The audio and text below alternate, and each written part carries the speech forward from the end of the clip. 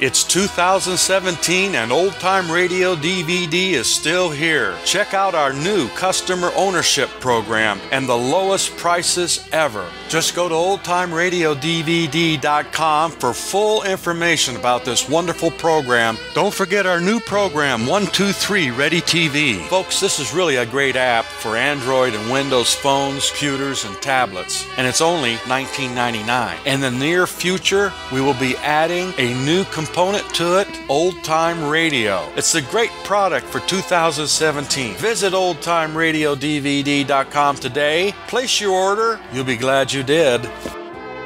Mystery Award Theater.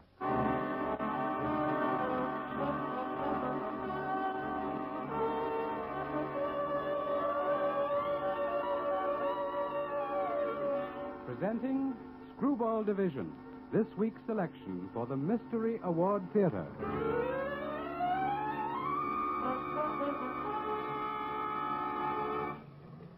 Car 11A, go to Parish House, Church of the Holy Name. 211, code 3. Step on it.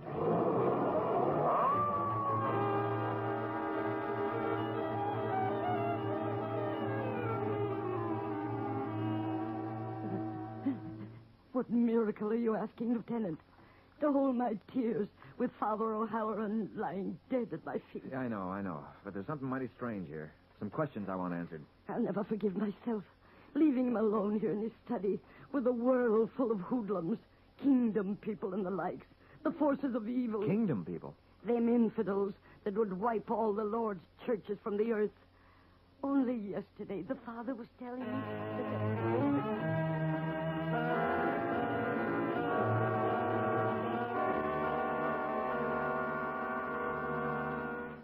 And now, Dr. D.E. McHenry, Associate Professor of Political Science and Dean of the Division of Social Sciences, University of California at Los Angeles, mentor of Mystery Award Theater.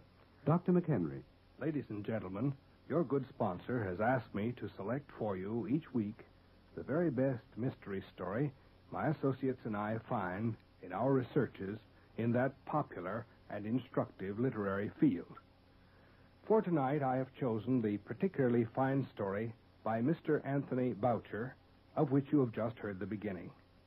Mystery Writers of America, National Association of the most famous authors in this field, have made it possible for us to dramatize these selections for you each week. Listen and see if you perceive the peculiar lesson in logic tonight's story contains, from a source which makes me suspect Mr. Boucher to be a student of classical Greek literature. When the show is over, I'll tell you why.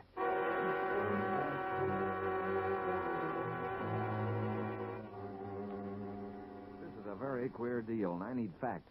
That's the best way you can help, Mrs. Gallagher. Okay? Well, it's... Fine. Now, how long were you out shopping? That I can't tell you, Lieutenant. Not to the minute. That nice man at the supermarket, the blonde one, he was showing me snapshots of his youngest. Yeah, I know, but roughly how long? Say, 10 minutes, 15 maybe. And what time was this? Well, it was before dinner, because it was all in the oven and a half hour to go yet. And dinner was what time? 6 o'clock sharp. The Father was always... Yeah, that'd make it about 5:30 you left. Yes, officer. And you got back sometime around 5:45, Miss Gallagher? Yes, officer. And found Father Halloran like this with a bullet in him? Yes, officer. Yeah. Time of death, 5:30 to 5:45. It's got to be, pending surgeon's report. Lieutenant McDonald, you're not going to go touching him? You sound as though you were reading the Rookie Detective's Handbook, Miss Gallagher, about disturbing evidence. But there's just the barest chance that... What is it, Lieutenant? Father O'Halloran's wristwatch. It smashed when he fell. It reads 7:06.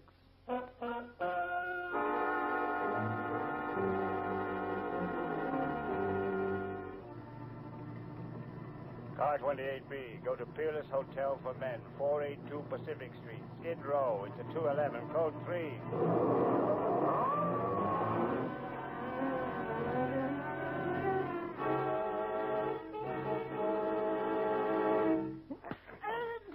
All right, now, come clean, friend. You can't get away with it.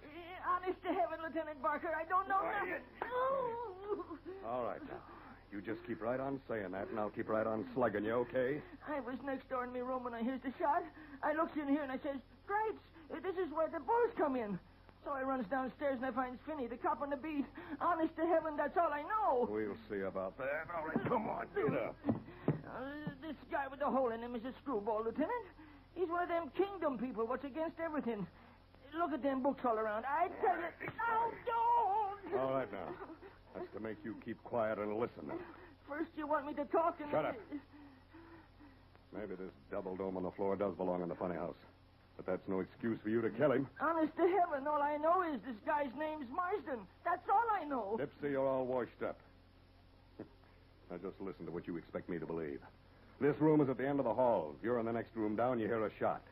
You think this Marsden creep's taking the shortcut home, so you run out and you look in here. Yeah. You don't see no rod. You don't meet nobody. Yeah. You killed him. Honest to heaven. No. You thought stashing away the gun was smart, didn't you, huh? They couldn't pin it on you that way. That's where you were wrong. A gun, it could have been suicide. But, Lieutenant... No gun, and it's murder. And you're the murderer, because anybody else would have had to pass you in the hall. I swear it was like I said. I swear it. Yeah. There's one other thing that's phony, Dipsy. How can you be so cockeyed sure about the time? Well, that's easy. I ain't always lived in a flop house. I used to work in a watch factory. Sometimes now I do repairs for Joe's pawn shop over on Main. Joe? Repairs. Okay, we know Joe is a fence. You alter identifications for him, huh? Well, that's going to help you a whole lot. So I'm setting this watch in my room, see, when I hears a shot. Yeah? That's how I know what time it is, Lieutenant Barker. When Marsden gets it, it's exactly 7:06.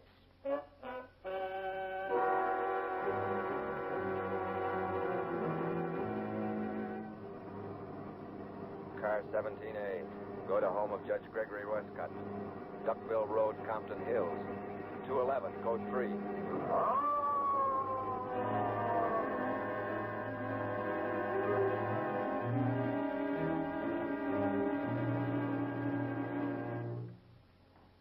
Years on the force, and this is the first time I've ever seen a judge with a bullet in him. It's very interesting, Lieutenant Finch. But shouldn't you be doing something about it? I'll always get around to that sooner or later. What are you to the late judge, anyway, Mr. Radcliffe? Your secretary. Thought you knew. You know of any threats against Judge Westcott? He didn't move in circles where threats against one's life are commonplace, Lieutenant Finch. Social-like, huh? Maybe not. But all the same, the judge was on the bench. By crime and Eddie, I've never known a court officer who didn't get threatened sometime by some poor sucker. I'm sorry if you don't find me very helpful. No way you can narrow down the time, huh? Doctors are always shilly-shallying. It's helpful when you can double-check on them. No, Lieutenant Finch. The judge always spent the hours from 6 to 8 here in his study, alone. He often dozed off. I see. I found him like that when I went in to tell him it was almost time for dinner. Yeah. Huh. French windows. Large grounds. Yes, I can see how anybody might slip in all right. How about the noise? Oh, the curse of civilization.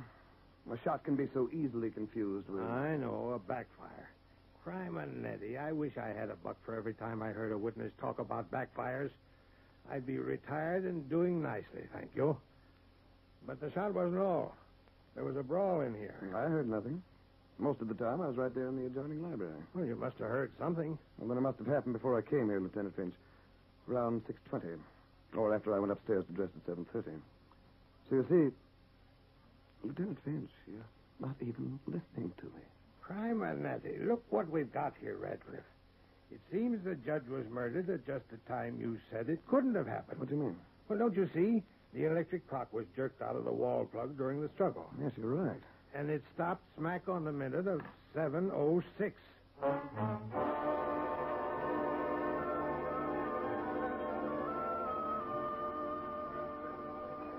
Right to Joe. Barker, come over here. Andy, another cup of coffee. Well. If it isn't Lieutenants Finch and McDonald. How are Father Time and young Hopeful getting on? Barker, the screwiest thing. Huh? Mac here and I had 2 homicides today. Oh? A priest and a judge. And they both had timepieces that stopped when the murder came off. So what? Yeah, but that's not all, Barker. They were both stopped at 6 minutes after 7. Wait a minute. You kidding? It's true. Can you tie anything like that? Tied. Friend, I can make it look sick. I arrested a Skid Row character named Dipsy today for shooting a creep in the next room. He claims it was an accident, and all he did was hear the shot. Well? At exactly 7:06. Crimenetti. No, take it easy, friends. Take it easy. You ain't heard nothing. You can add one more to the judge, the priest, and my Kingdom Come Loony in the flophouse. What? Hey, now, wait a minute. What do we got here? Well, while I'm booking this Dipsy personality, a call comes in from a prowl car squad. They just dragged the dentist out of his burning office. What's the tie-in? He was toasted up pretty. And a nice, handy little smashed wristwatch to show he kicked off at, I'll give you one guess what time. 7:06? Yeah. Look here. There's something haywire. If we three play our hands right, we can make sense out of it. 4 men don't die at exactly 7:06 just to confuse the cops. There's a pattern here. Nuts. Okay, Barker. I know you're smart. You got a sweet record of convictions, and we won't talk about how you got them. But I was in this game when we used to wear stars for badges, and I know a screwball setup when I see one. Finch, I repeat myself, nuts. Just chance. 4 men's too many for chance. Brother McDonald, nothing's too many for chance. I've been in Padrino's gambling joint when the wheel came up red 23 times running, and me with my money on the black all the time. I switched to the red, and on the 24th, bingo, she's black. Yeah. Well, there's no pattern. It's all chance. Well, play in on this, Barker, and I swear it won't do your rating any harm. No. Deal me out, friends. I got better things to do tonight than play games with you. Anyway, I've got my murderer all locked up and softened and ready to sing. So nuts to you, my friend. Hey, Finch, we got to get to the bottom of this. Yeah, sure, Mac. Me with the oldest lieutenant's commission on the force, and you with the newest. Could be. We might. Yeah, but where do we start? It's like shooting a gun full of blanks and not even having a target. Well, first we call ballistics. About that dentist who got scorched out. Ballistics? But Finch, he was... 5 will get you 10. There's a bullet in that body. And it came from the same gun as the other 3. Then we're going to meet up with a fellow. Yeah, who's that? Well, son, I've sort of shown you the ropes like around this department. You know all about the Vice Squad and the Chem Lab and Lord knows what else. But there's one section you never saw before tonight. Huh? We live and learn. Yeah, you're going to learn all right, young fella. We're headed for the Chula Negra Cafe, sometimes known as the Screwball Division. Come on.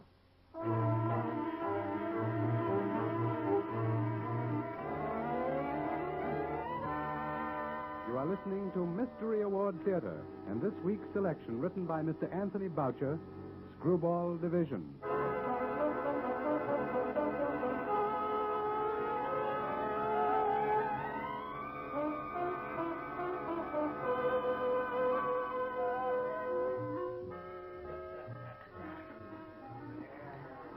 Doesn't look like he's going to show up, Finch. Nick Noble, the head of the Screwball Division, always shows up at the Chula Negra. He operates from this booth. Sounds like a queer duck. Well, Nick's had a bad time of it. Sharpest man in the department once. Then he took a political rap for a captain. Oh. Just about the time he got kicked out, his wife died. And now, well, he's just another wino. I don't see how a bum like that's going to help us. But he still can think. Maybe 99 cases out of 100 you can crack with a lab or with a piece of hose the way Barker does. But the 100th one, Mac, needs a man like Nick Noble. Thank you, Lieutenant Finch. I'm right on cue. Huh? Oh, Nick. Sit down. We were waiting for you. Yeah. Remarks most flattering. Friend? Yeah, Nick. Lieutenant McDonald, homicide. Just breaking in. Glad. How are you? Irrelevant and immaterial. Huh? Always carry my own bottle. Connoisseur. Authority on vintages unfit for human consumption. Wanting to play something special for you, senor? Yeah, here's a buck. Tell him to stop playing. I'm afraid it's up to you again, Nick. Tell me, see a fly on the end of my nose? You still seeing that fly? No. Now, listen. I really got a crazy one for you this time. Give. Well, first, we got a priest named Father O'Halloran. McDonald finds him and...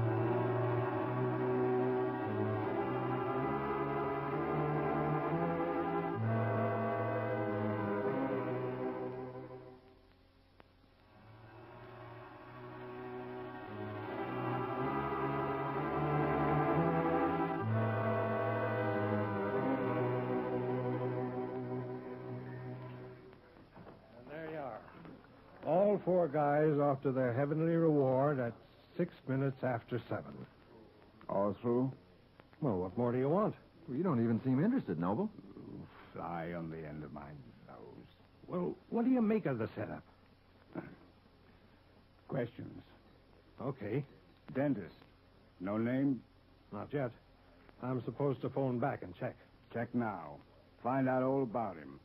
Especially if he's doing any kind of important work for the state. Huh? Well, I won't ask why. Anything you say. I'll be right back. More questions, young man. Sure. Are you quite certain there's no... No, sir. There's no fly on your nose. Hmm. This man on Skid Row, this Marsden, occupation? None. Unless you count standing on street corners passing out pamphlets. Pamphlets for what? Oh, Kingdom Come something or other. A lot of crackpots. People of the kingdom? Yeah. Yeah, I think that is what they call themselves. Father Halloran's housekeeper mentioned them. Hmm. Strange people. Deny all rights of authority. Oh, forgive me if I return to my sherry. Sure, go ahead. I can see we're going to get no place fast. Now, look, Noble. I'm a netty, Nick. You always can pull a rabbit out of your sherry bottle. What'd you find out, Finch? The dentist. His name's Lyle Varney. He's foreman of the special blue ribbon grand jury investigating graft. I'll say he's working for the state. But how did you guess, Nick? And they had a bullet in him from the same gun that killed the other 3. Right. Well, what are we going to do? Pretty problem. Pretty pattern. Thanks, Finch. Like old times. Proof tomorrow. Don't mind him, Mac.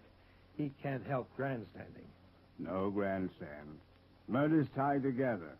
Motive for time not quite clear yet. Only one murderer possible. Hey, you mean we... Tomorrow. Don't rush it. Yeah, but if there's a murderer loose, well, it's our job to prevent crime, isn't it? Very young. All right, boy. No danger. No more murders. Not possible. Oh, I'm glad you're so sure. Now, go home. Tomorrow, boys, I'll show you your murderer. Fly.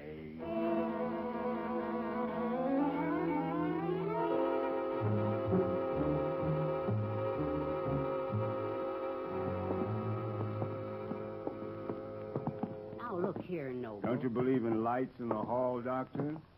Doesn't speak well for the Peerless Hotel for Men. Never mind that. Just because once you was a cop don't mean I got to do everything you say. There was a murder in that room, and I can't let you in. Rather discuss the little racket you practice here? I know, but every time you stick your nose into something, more cops show up. You draw them like flies. Don't mention flies, Doctor. No, but you know I'm trying to run a respectable hotel for gentlemen. I had enough trouble with that Dick Barker. He had Dipsy up here and broke a bureau and 2 chairs. Inconsiderate of Dipsy. His room? Yeah. And that one next to it was Marsden's. Want to take a look in there? All right, Noble. I shouldn't ought to let you do this. Can't mean nothing but trouble. There ain't nothing to see. It's just another room. Left a lot of pamphlets. Read them somewhere else, will you, Noble? That Kingdom of the People fella always gives me the creeps. Interesting. The number of the beast again. Huh? 6, 6, 6. Well, what does that mean?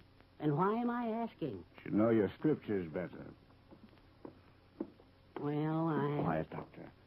Someone in the hall.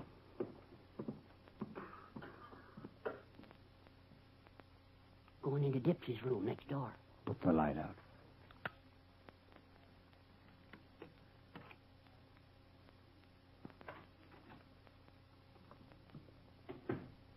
Went in. Stay here, Doctor. What are you going to do? I don't want nobody else to get killed here. The same day, I mean. Have to see who it is, why he's here. Oh.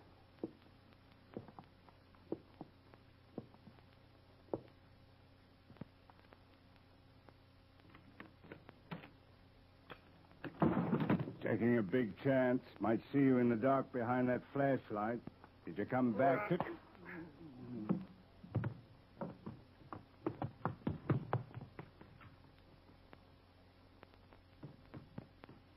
Noble! Noble! You hear me?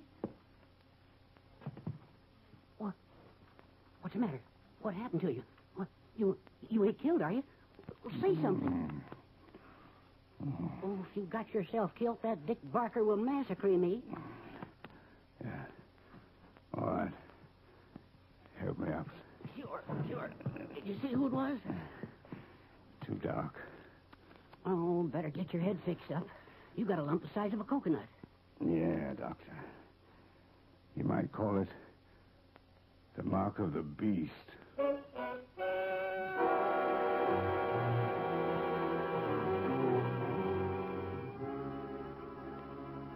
Car 14B, go to Padrino's, Green Grotto, West Figueroa.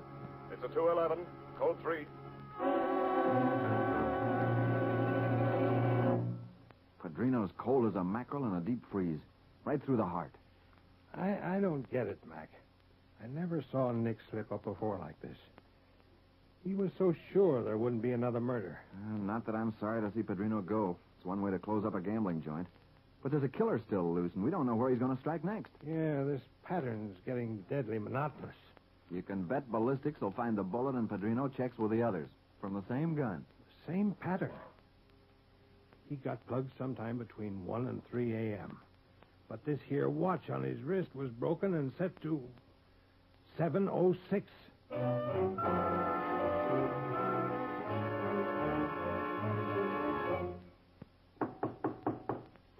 Yeah, come in. Old Screwball here insists on seeing you, Lieutenant Barker. Who's that? Name? Nah, don't tell me I know. You're a Swiss bell ringer, and you lost your way. This is Dick Noble. Used to be in the department. Oh? He ought to listen to some of these yarns, Lieutenant. Look, character, it's nearly 7 o'clock, and I've got a date tonight. So why don't you make like a homing pigeon and get back to your bottle? Tried to see Finch or McDonald, not around. You had one of those 706 cases. Marsden, the Flophouse fanatic. People of the kingdom. Okay, friend. What's the angle? All solved. What? All the cases at 6 after 7 o'clock. Yeah, solved. I have no use for glory anymore. Credit better for the force. Uh-huh. You heard there was another guy bumped off with a watch set at the same time? Yes, Padrino. That's a part of it. Want to hear? Why not? Fly on my nose. Can't get him off. Come on. Look at the murders, Barker. Pattern. Leave out Padrino now. Just the ones yesterday. Yeah? 3 deaths, timed mechanically. Fakes. Priest, judge, dentist. 1 death appears timed accidentally. Your case. Marsden. Time true. Where does that get you, friend? Look at the men. 3 represent authority. Priest, authority of church. Judge, authority of law. Dentist, authority of state. Foreman of grand jury. What are you building to? Your case. Marsden. People of the kingdom. They hate authority. You don't smoke reefers, too, do you? Look at time. 6 minutes after 7. Why that particular time? You tell me. 7 o'clock is also 6:60, isn't it? You're positively brilliant, Buster. Add the 6 minutes past 7 and you get the number 666. Number of the beast. You find it in the scriptures. The apocalypse. Tied up in all the prophecies. You don't say. Great number with people of the kingdom. The beast means the state, the church, everything they hate. That's smart stuff, friend. Well, go on, what next? Easy. Your man's the murderer. You mean the jerk I've got in the can? Dipsy? For sure. He killed Marsden, all right. But he couldn't have killed those others. Not him, Barker. Marsden. Your corpse. Mike. Oh, now, wait a minute. He had the only motive. Nobody could want to kill him and the priest, the judge, and the dentist, but he'd want them dead. He faked the 706 in each case for the greater glory of the people of the kingdom, but in his own case, the time was real. Picked that time to kill himself to round things out and match with the phonies. Mm-hmm. Well, how about the gun? Why didn't I find it? Your prisoner, Dipsy, hid it in his room. Chance for quick money. Worked with a fence. Won't admit it now. Scared of murder rap. That's the picture, Barker. That's pretty good, Noble. Pretty good. But just about as crazy as you are. How about Padrino? Marsden didn't crawl out of the morgue to nail him. I know that. Well, that's why I'm here. No use hounding a dead man. Get the live murderer. What did Padrino have on you, Barker? How much money were you into him for? you're drunk. Looking for something in the drawer? Shut your head. Marsden killed the others, so somebody else killed Padrino. Yeah. Same time pattern, but authority pattern not there. So pattern was faked to shift guilt. What do you expect to do with that gun? Can't you guess, genius? Only Finch, McDonald, and you, Barker, knew about the time pattern, the 706. Finch and young McDonald were somewhere else when you were at the Peerless Hotel on Pacific Street last night. I checked. A lot of good it's going to do you, Noble. Keep your head, Barker. You can't kill me here at headquarters. No? Everybody knows you're a bum and the worst kind of wino. Yes. You've been brooding all these years about being booted off the force. You came in here to get revenge. I had to defend myself. You went back to Dipsy's last night to steal the gun, get rid of it. You thought when you hit me that you just sapped another bum in the hall. And you thought even if they placed you there, what would my word be against a lieutenant? Different now, isn't it, Barker? Got any last words, sucker? Better get them off your chest because I... The trap worked, Noble, but I should have let him have it between the eyes. No, it's better you just nicked him. A cop who turns out to be a killer doesn't deserve a quick kiss-off. Take it easy, Barker. You're all through. Yeah? Well, you're wrong, Finch. All right, Noble. Stay right in front of me now. The window ledge leads to the Come roof. back here, Barker. Yes. You see, I had this figured out, too. If you put the arm on me for taking care of that rat Padrino... Finch, don't shoot. You'll hit Noble. Yeah, so still make my plan perfect, don't it, huh? Yes, perfect to the end.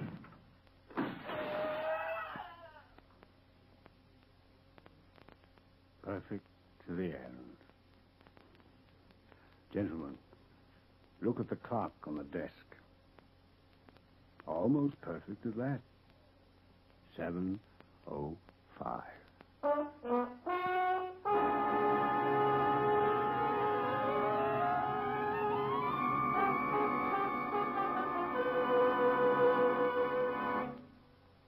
Now, Dr. McHenry with his analysis of tonight's story.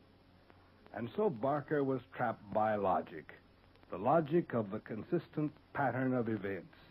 In like manner, when we read the news and see the pattern in what people do, we can judge the candidates for whom we vote or the nations we help or oppose.